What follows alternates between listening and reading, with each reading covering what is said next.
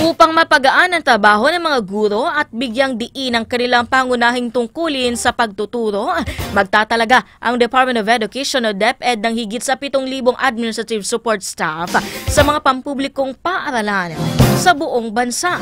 Kasama rito ang pag-hire ng bagong tauhan at pag-renew ng kontrata ng kasalukuyang empleyado. Alamin ang kabuoang detalye kay Don Pamulaya. Don. Yes, Ani, tama ka dyan. Mag-hire at magre-renew ng kontrata ang DepEd para sa 7,062 administrative support staff sa mga pampublikong paaralan dito sa ating bansa.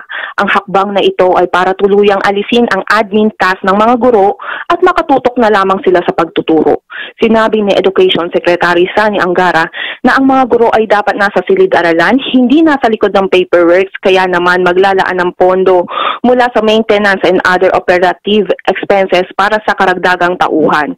Kwalipikado dito ang mga senior high school na graduate na at may kaalaman sa Microsoft Office kahit na wala silang prior experience or training. Ang mga kasalukuyan namang personnel ay pwede ring pumasok kung sila ay makakapasa sa performance evaluation para sa renewal ng kanilang kontrata. Don Pamalaya, Newslight.